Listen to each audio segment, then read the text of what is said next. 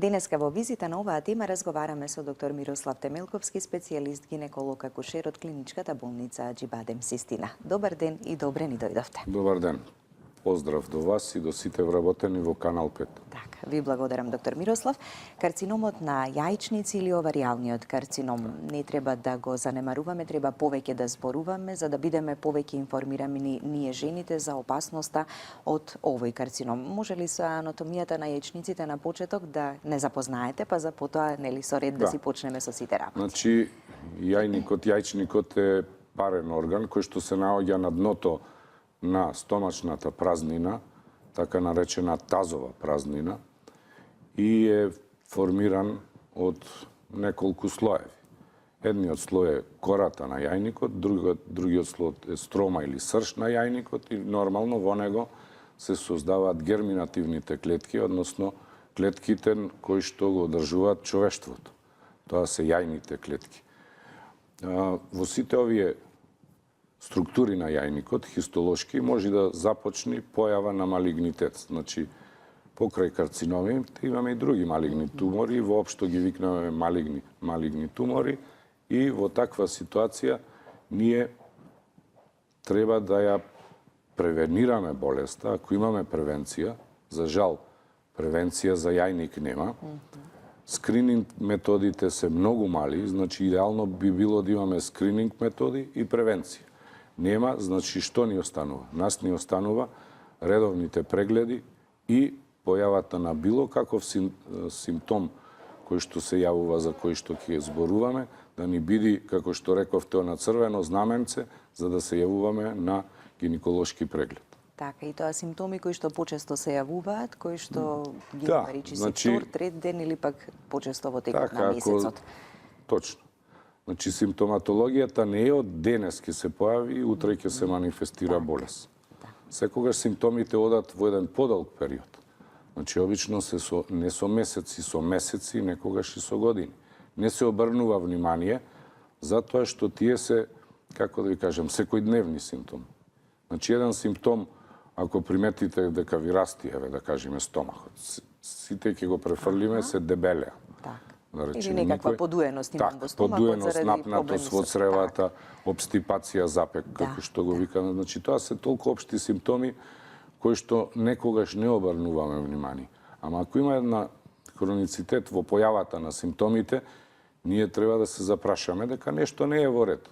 Па да одиме кај соодветен доктор за да го решиме, односно да го решиме, не да го решиме проблемот, да негираме нештото. Најубаво е да го негираме, дека вистина не постои болест, а не да ја докажеме болест. Ама за да биде тоа така, мораме да го направиме прегледот, така за да видиме зашто станува збор. Значи, мора да бидеме, како да ви кажем, повнимателни, особено пациентките кои што се во подмината возраст, подмината под наводници, значи менопауза, перименопауза и подоцна. И јас стално го кажувам една реченица дека една жена кога ќе стани баба не значи дека не треба да оди на гинеколошки преглед. Така. Редовните гинеколошки прегледи значи за жената во која било возраст од нејзиниот живот. Точно, значи не е болката симптом. Не е она што барам јас на гинеколог да одам кога веќе ги имам овие години. Така или веќе менопаузата? Немам болка, мене ништо не ми. Значи, овој малигнитет, карцином на овариумите не е врзан со болка. Значи, болката се јавува во многу доцнетните фази, кај што, да ви кажам, лекувањето е палијативно. Колку да се направи нешто за да се функцијата на одредени органи запази, а не е директно насочено против карциномите. Така.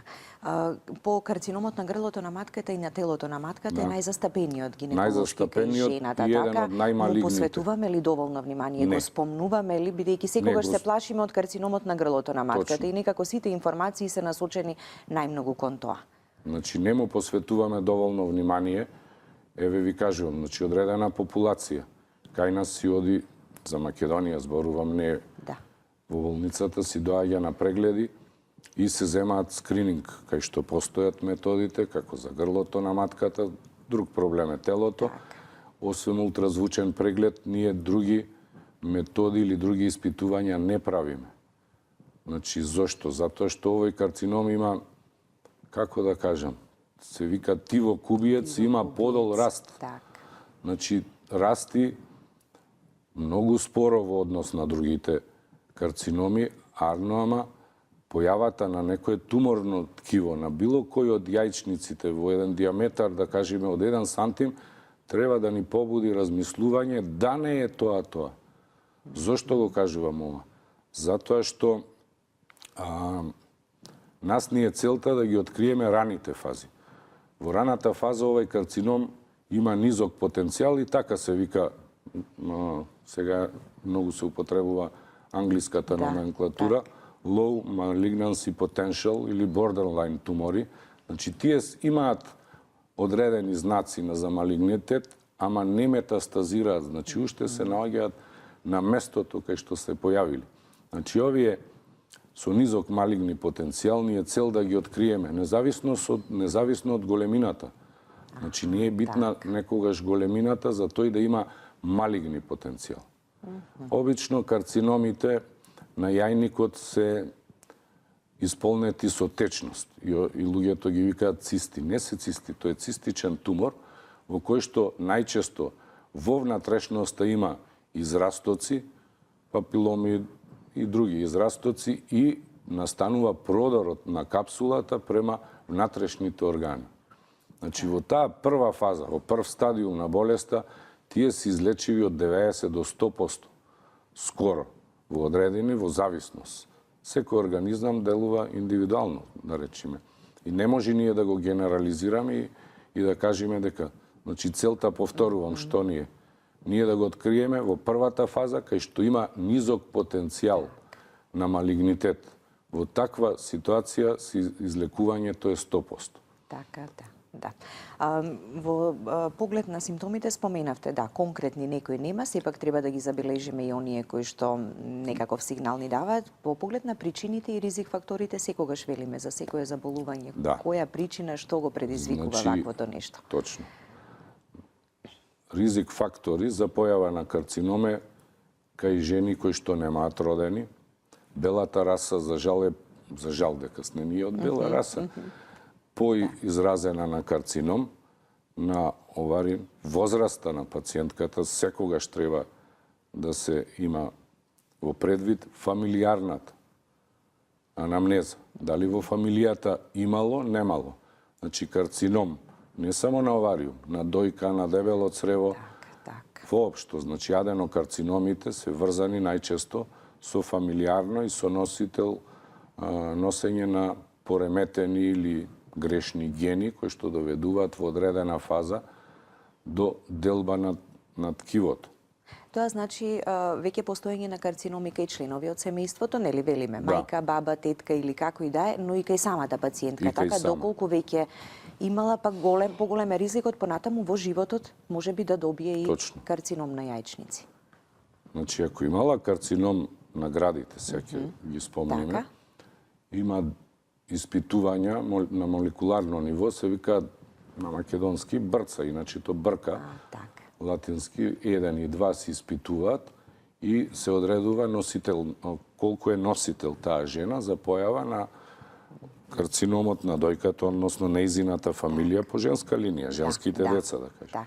Доколку е носител на такви, зголеменоста на појава на карцином на овариум е за 10 до 20% поголема во однос на онаа популација, се зборуваме на ниво на популација, не на единка, која што ќе заболи, да кажеме, од карцином на овариум. Иначе во светот над 200.000 жени заболуваат од карцином на овариум како податок, а 80.000 не ја дочекуваат втората година.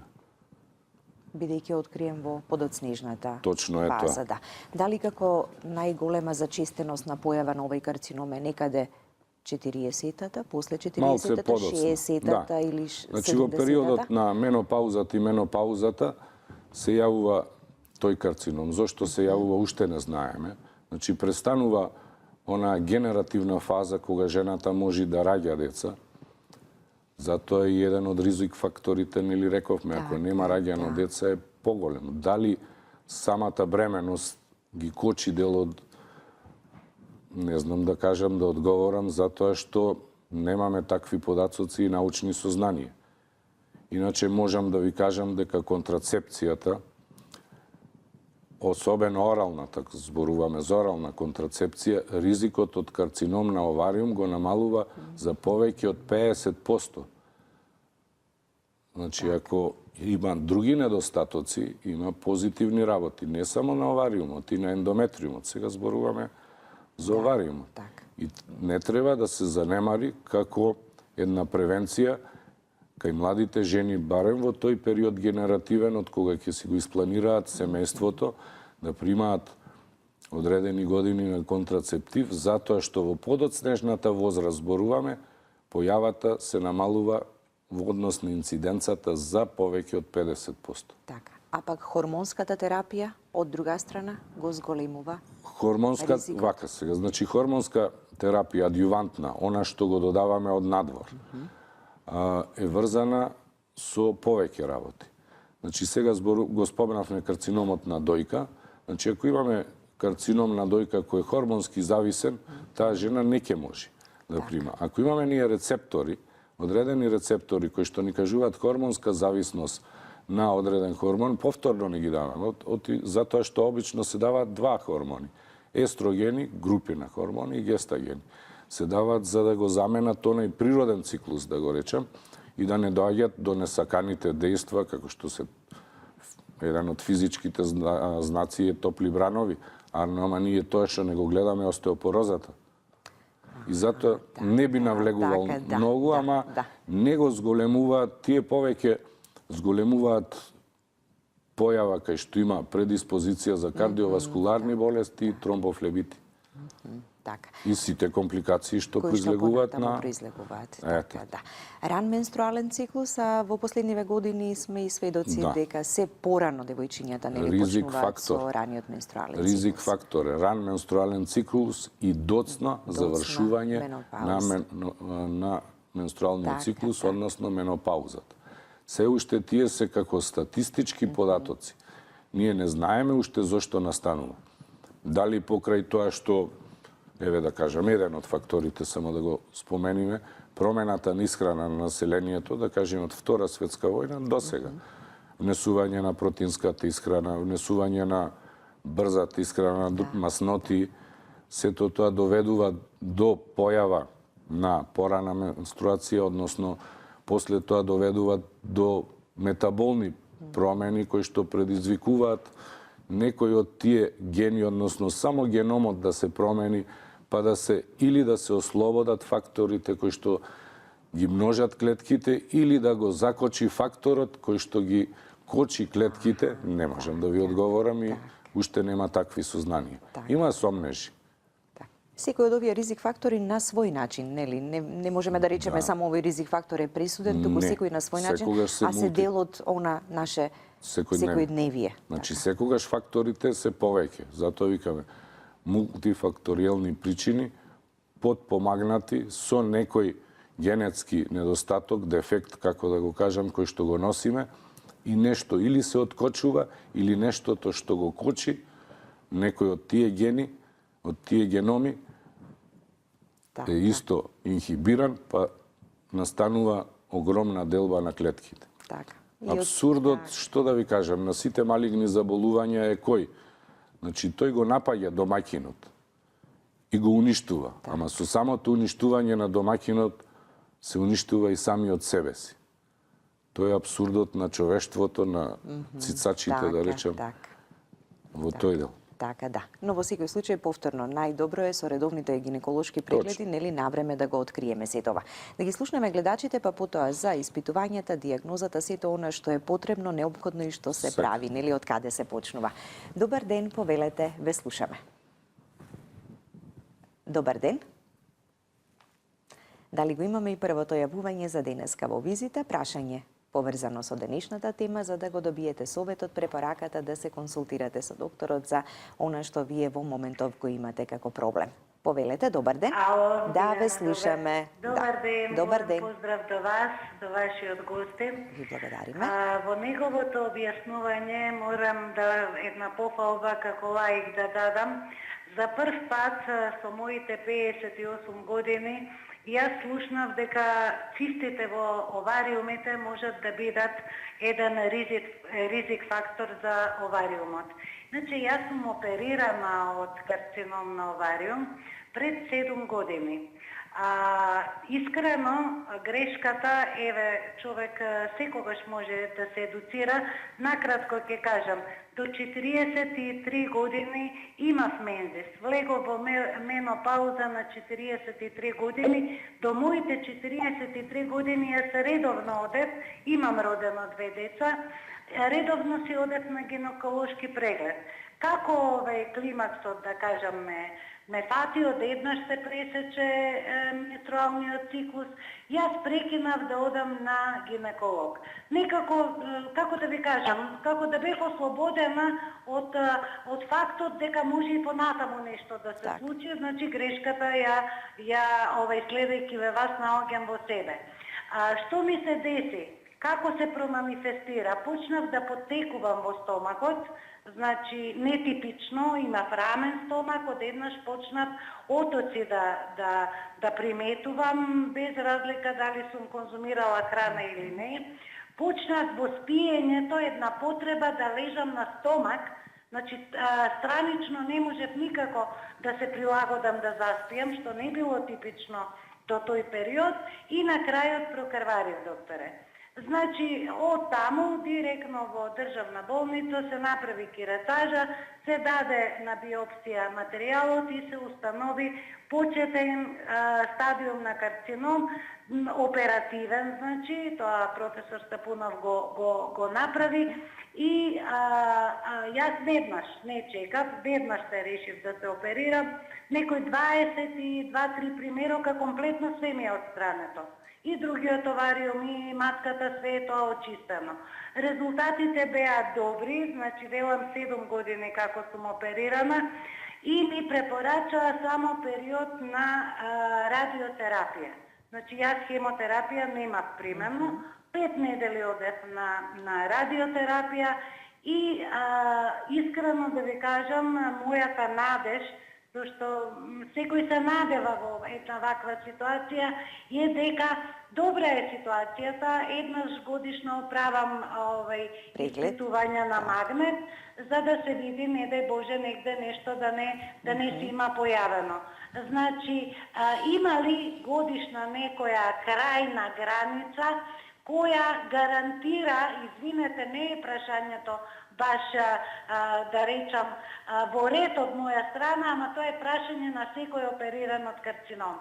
Има ли некоја граница која дава надеж дека сте ја надминала опасноста од истиот? Дека комплетно се е исцредено. Така, ви благодарам и вам и за ова ваше обширно излагање, ама убаво гледачката објасни се. Да, убаво ни објасна, значи таа спомна еден симптом многу нетипичен за оваријален карцином, крварење од матката. Тој не е типичен синдром за карциномот на овариумот и заради тоа отишла, јас предпоставувам. Не отишла заради најстрашниот сигнал или оно што ја исплашило. Тој секогаш страшен симптом.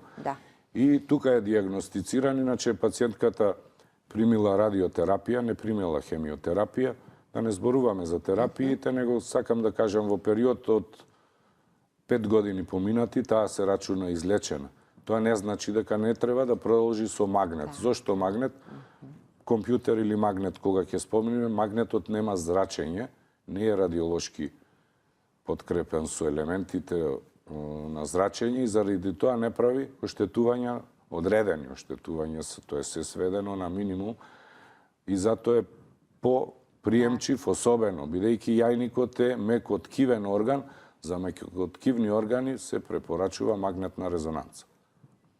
Така, да.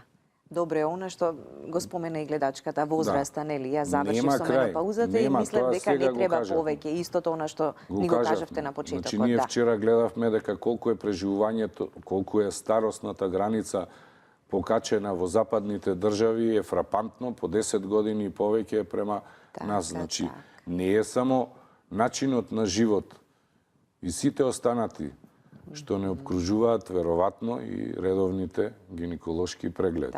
Ако видиме во Кореја дека просечен живот на жена е старост на така најмногу сега 88 предничат, така, години треба да се запрашаме Така. што се доведува до тоа. Така. Добро е што навреме во она најрана Значи, почетна за- фаза, конкретно Да. еве случајот со гледачката Значи било сега откриено. спомнавме рана фаза, пошто нема превенција, направена кистеректомија со обострана аднексектомија, така се вика операцијата. Значи, кој превенција во одредени западни држави, читаме, гледаме на телевизии, читаме по интернет и одредени глумици се подложија на тие. Таа превенцијата е да се извадат јајниците. Кога се извадат јајчниците, се вади матката и грлото на матката секако. Ама таа е оперативна метода. Значи, тоа не е буквално превенција, па ајде сега систематски ќе вадиме. Сите ќе го правиме тоа. Така е тоа. Значи, едни крајници кои што ги имаме достапни, не се во стомахот, немаат големи постоперативни компликации, па сите ги немаме извадено. Има индикации. И затоа одредени, како да речам, крајни, екстремни превентивни мерки не се препорачуваат, се уште поконзервативно се гледа на тоа и не се оди да се извади матката и јајчниците за да се направи превенција и тоа препорачуваат после 35-та година, кај што е завршена репродуктивната фаза и парот или жената не мисли да раѓа. Така, да. Да го слушнеме и следното јавување. Добар ден и за вас, повелете. Добар ден. Добар ден. Прво сакам да ве поздравам, Лена, вас и вашиот гостин. Ви благодариме. Докторот. Да, пофални зборови за емисијата, значи ви е прекрасна, ве следам секој ден скоро. Така. Вака, сега имам едно прашање до докторот, значи станува збор за ендометриоза, односно две ендометриални цисти кои што ги имам на левиот јајник. 3 сантими диаметар, веќе подолг период, значи околу 3-4 години, правам редовни гинеколошки прегледи. Од докторот, од страна на доктора, значи имам препорака дали да се прави лапароскопија или да се оди на следна фаза. Ете, јас тука станува збор, мислам дека и со стерилитет, нели, доколку постојат. Значи, повеќе време немам дечиња и тоа е можеби една од причините за тој фактор, нели, кој што смета на бременост. Сега сакам да слушнам од докторот мислење дали да се превземе некој оперативен захват, односно лапароскопија, или да се направи, ете да кажеме, инвитро. На едниот јајник. Или доколку тоа не се направи, кои би биле последиците, доколку постои ендометриозата, да речеме? Така, само докторот да ве праша нешто, останете На на едниот јајник ли се двете? По 3 санти? Двете цисти се на левиот јајник. На еден е. На еден, на левиот јајник. Значи, вака, ендометриозата е, друга тема е ова, ендометриозата е појава на ендометриум. Тоа е епителот кој што се наоѓа внатре во телото на матката, во тек на ембрионалниот стадиум, останал надвор. И тука во тек на менструалниот циклус, тој мора да го емотира, тие жлезди реагираат на хормоните што ги лачи јајчникот и исто се однесуваат и се јавува крварење и се прават цистични формации, ендометриоми наречени или ендометриоза. Значи, ако е на еден јајник, се тие 2 по 3 сантими ми спомнавте, тие од месец во месец со добивање на вашиот менструален циклус имате искрварување, тоа е внатре во цистата, во капсулата на ендометриумот. Капсулата има одреден притисок и мене ако ме прашате, јас би рекол, не би рекол, би препорачил лапароскопска енуклеација да се изврши на цистите, затоа што со секое растење, зголемување на притисокот во капсулата се уништува јајчното ткиво. Значи, прави голем притисок, затоа што е таа течност, густа течност и таа притиска и го уништува останатото здраво ткиво. Така, препораката која што и од нејзиниот матичен лекар е дадена, така да се направи тоа и го потврдуваме она што веќе е препорачено. И уште едно јавување. Добар ден и за вас, да ве слушнеме, повелете. Ало, добар ден. Добар ден. Поздрав до докторот и до вас. Ви благодариме. Да прашам за мојот проблем. Јас имам 57 години. Вадев на 2 пати полип. Сега бев на преглед. Ендометриумот не ми е нормален. Не рамен, пишува, да. Правам киретажи некаде 4 поред. Дали е то 2 полипа, сега ендометриумот, пред тоа исто така ендометриумот. И јас немам веќе 5 години, не крварам. Ама дали со ова правење мое е најубаво да се реши по оперативен пат или пак се уште јас да одам да се то прави или пак нешто да се пие за тие хормони мои, мислам, нешто да ме посоветува докторот. Би благодарна. Доволно ли ова, доктор Мирослав, Па, за да го горе-долу. дадеме? Значи, ви имате полипи, рецидивантни полипи, кои што се јавуваат повторно внатре во, како што ве разбрав, во самата матка, кај што има и пореметување на самиот ендометриум. Сега, два ентитети имат. Едната е полипоза на матката, а другиот не знаевте, не ми кажавте која. Ако има два ентитети кои што доведуваат до крварења, треба да се знае во која фаза ендометриумот и дали има хиперплазија, од кој тип на хиперплазија, затоа што и хиперплазијата, дел од хиперплазиите, се преканцерози во однос на појавување на карциномот на ендометриум, кој имате два патолошки процеси, плюс надоврзана, ако е плюс анемија, да речеме, пошто има пациентката крварење, треба да се извади таа матка со сејајници на 57 години, веќе не превенција, ние ќе достигнеме и терапија со тоа, затоа што ќе ја, како се вика, превенираме сегашната болест, ама ќе превенираме појава на карциноми на јајчниците во подецната, кај што имаме индикации, не треба да се размислува. Јас зборував дека не треба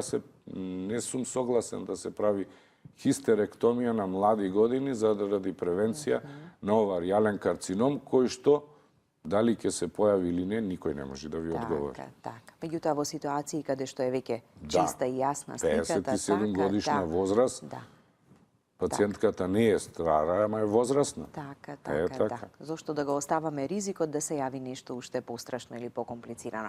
Да го погледнеме и првиот дел од анкетата, почитувани гледачи. Дали правите редовни гинеколошки прегледи? Не интересира. Недоволно. Недоволно редовни, значи. Да, редовно. Така, еднаш годишно, по потреба и 2 пати годишно. Дали правите, не интересира, редовни гинеколошки прегледи? Да, правам. Колку е тоа често, да речеме, во годината? Па 2 пати сигурно. 2 пати годишно. На 6 месеци? Да, на 6 месеци. Сте имали ли досега никаков гинеколошки проблем и дали токму заради редовните контроли истиот бил навреме откриен? Не. Не сум имала досега гинеколошки проблеми. Сега за сега? Сега за сега се во ред, да. Колку години имате? 20. Сте имали ли досега некаков гинеколошки проблем и дали токму заради редовните контроли истиот бил навремено откриен? Не сум имала до сега проблем, меѓутоа сметам дека ако со редовните контроли сигурно тој што би имал би го открил навреме. Така. И навреме би се лекувало нормално. Да. Сум имала и да, сме го открили на време. И дисциплинирана сте во тој поглед. Да. Така, тоа се размислувањата на нашите анкетирани припаднички на понежниот пол. Доктор Мирослав, дали е подигната свеста кај жената за редовни гинеколошки прегледи? Па мислам. Ајде, кај младите велиме, Мислам, така. кај младите е подигната, кажав, уште на Повеќе почеток се на емисијата, значи кај жените во мено и постменопаузата мора да ја подигнеме свеста. Тука малку повеќе да за поработиме. повеќе да апелираме да се јавуваат редовно на гинеколошки преглед. Така, да. Се зачестени гинеколошките прегледи кај повозрастните жени? Барем Па, еве и од кај одредена кои што ни се популација, јавија. како да кажем, како на возрастен човек, особено сега за жените зборуваме, кога ќе ги кажете дека треба да прави пап тест, тогаш тие се фиксираат за тоа и тоа е многу добро затоа што голем дел од нив и тие доаѓаат во тој период и тогаш се прави превенцијата со ултразвучна превенција. Така, да. Само пред да преминеме на сите оние неопходни испитувања што се прават, кога ги спомена и претходната гледачка подоеноста во стомакот, тоа и вие ни го споменавте. Дали наглото слабење некако во овие последни истражувања и информации кои што ги читаме или ги добиваме може да биде знак, ама без некоја причина посебна? Значи, подоеност на стомахот обично е појава на асцитна течност. Течност во стомахот се вика асцит и затоа се јавува подоеност. Ако дојде до кахексија до ослабување. Тие се терминалните фази на сите болести скоро. Не зборувам за оваријалниот карцином. Туку и за сите генерално. останати, така да. Па и затоа и стравот кај на сите, Да. ако почнеме да слабееме без Точно. некоја посебна причина, дека можеби некаква болест или некаков здравствен проблем се крие за сето тоа.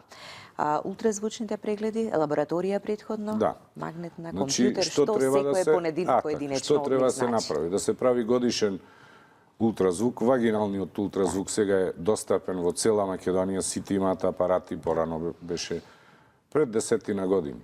Беше проблем, немаја сите вагинални сонди, сега сегде има. При појава на било каква промена на јајникот, независно дали е цистична, дали е то фоликуларна циста, циста на жолто тело, дали е тумор од 1 сантим зборувам, да се направат додатни испитувања. Кои се додатни испитувања? Значи, прво се тумор маркерите. Тумор маркерите се обично протински по состав и тие циркулираат во крвта и се антигени против кои што имаме, можеме да ги докажеме, најчесто е CA125, така се вика. Карциноматозен антиген CA125 специфичен не само за јајникот, не само за малигните, може и за бенигни заболувања. Претходната пациентка спомна за ендометриоза и при ендометриоза ќе биде покачен, треба да направиме една серија. Тоа се вика ризик од оваријален карцином серија и се прави алгоритам и се следи на подолг период и гледаме има или нема ризик, односно растот, падот, сето тоа. Втор тумор маркер е CA19-9, така се обележани, така ви ги кажувам. И трете CEA, тоа е карцином од ембрионално потекло антиген. Тоа значи во превод. Значи тие се прават од испитувањата тумор маркери покрај ултразвучниот преглед и Рома алгоритамот. Рома алгоритамот е сооднос. Многу е висока сензитивност и специфичност на CA125 и хуман епидемиален четворка антиген и се даваат сооднос, се одредува во проценти и се вика има ризик до тој во предменопаузата и ризик на таа вредност во менопаузата, односно дава зголемен или мал ризик од појава на малигнитет. Други биохемиски испитувања, секако е крвна слика, седиментација. Што од крвната слика, например? Тромбоцитите. Значи, тромбоцитоза редовно се појавува во, ако нема други заболувања, ние ќе исклучиме сите други тромбофлебити и се јавува една тромбоцитоза. Треба се запрашаме од каде е. Значи, да не ја образлагам зошто настанува. Да речеме, второ се појавува смалено количество на натриум, на електролити во крвта, конкретно за натриум. Тие се факторите кои што ги лачи туморот за да се зголеми тромбоцитите, односно лачи како антидиуретичен хормон субстанца која што нас не наведува на мокрење, на уринирање и го намалуваме натриумот индиректно. Значи, треба да се помислат, ама не е тоа апсолутно точно. Кој имаме бубрежни заболувања, кој имаме шекерна болест, кој што имаме пропратни заболувања кои што одат со често уринирање, ние треба да ги извагаме, искантариме, што викаме, за да знаеме.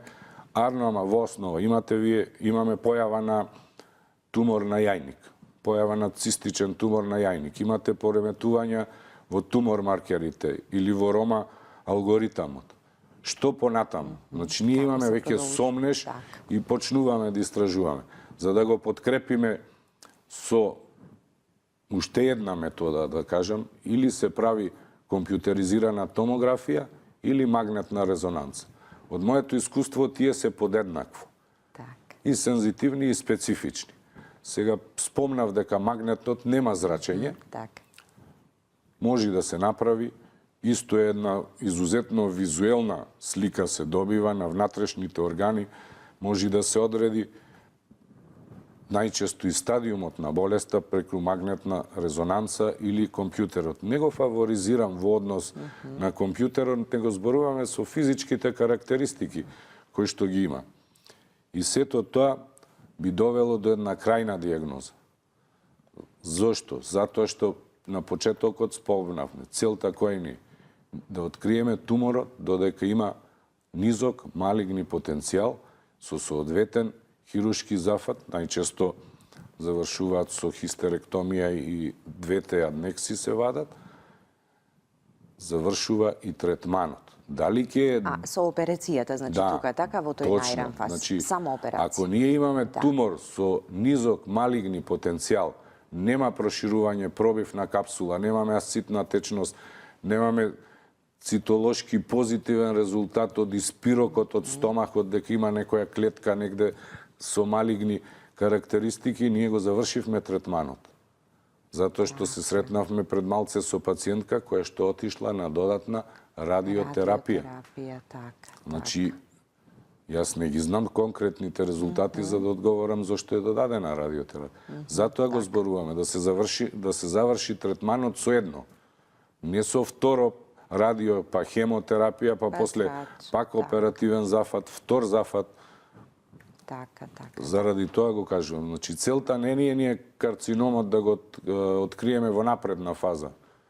Значи, да го откриеме во првиот стадиум, нити во втор, нити во трет, а во четврт веќе крајот доаѓа. А за жал податоците говорат дека се податоците говорат дека ги откриваме во втор и трет стадиум, особено во трет стадиум, значи тој е пробиен од малиот таз се излезен и веќе отишол во околните органи. Така, да.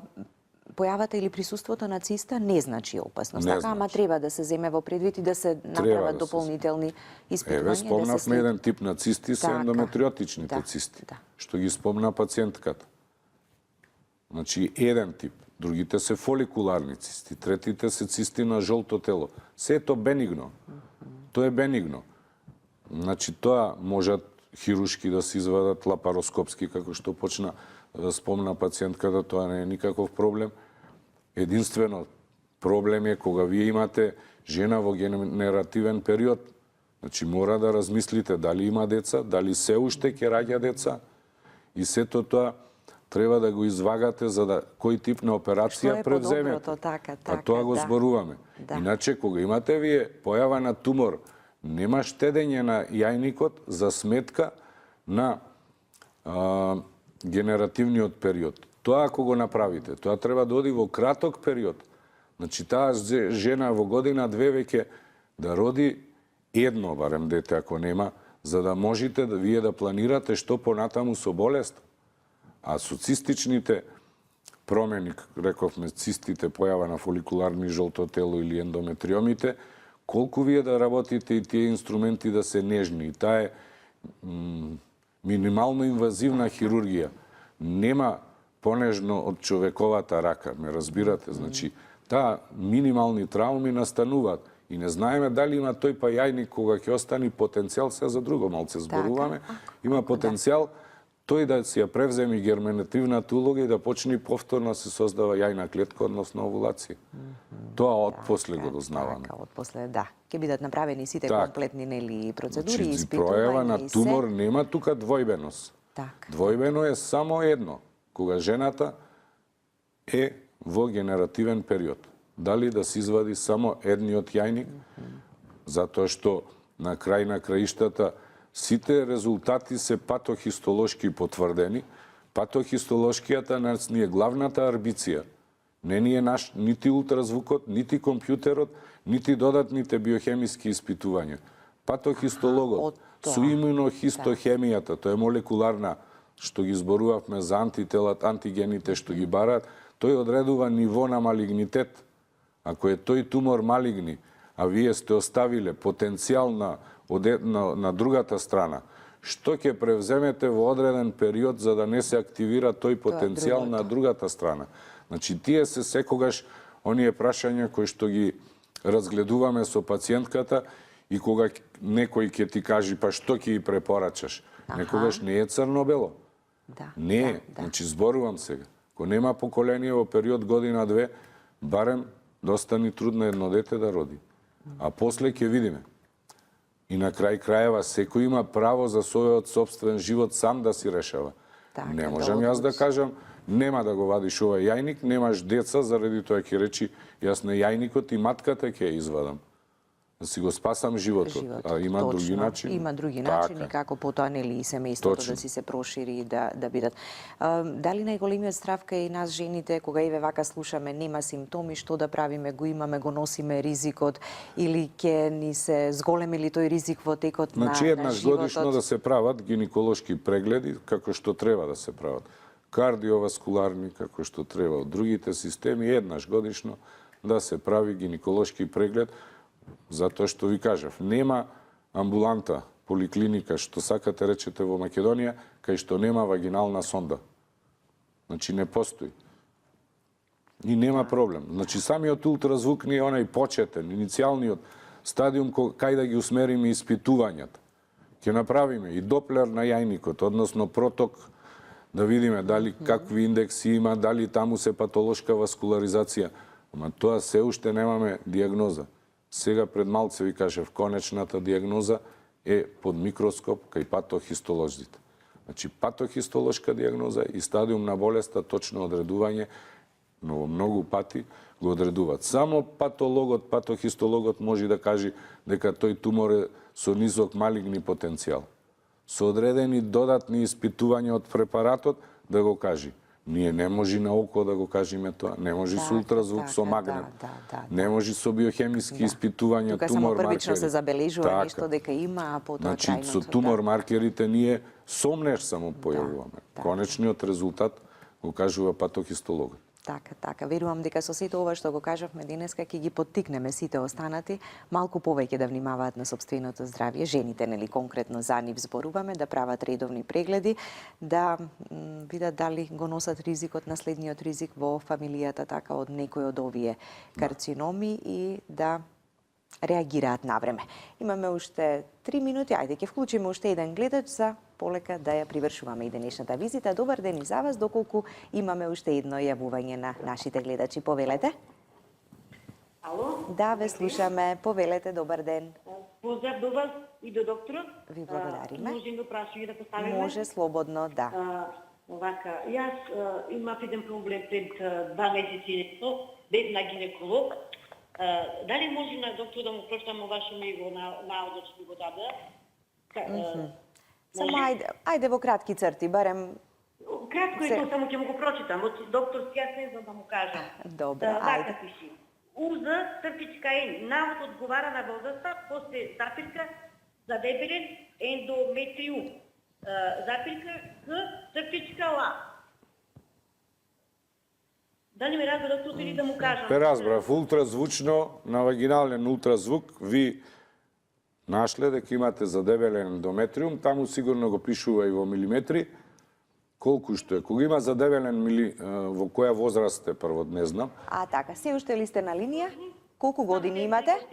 63 години. 60 Значи, години. ако е тој задебелен ендометриум е 7 и над 7 милиметри, мора да се направи киретажа експлоратива и материјалот да се прати на патохистолошка анализа.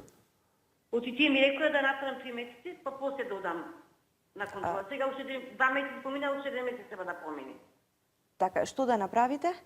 Додам уште на еден преглед да видат дали расти, не, како е ситуација. Прво диагноза треба да поставите, после се оди на операција. Прво диагноза. Диагнозата се поставува со експлоративна киретажа.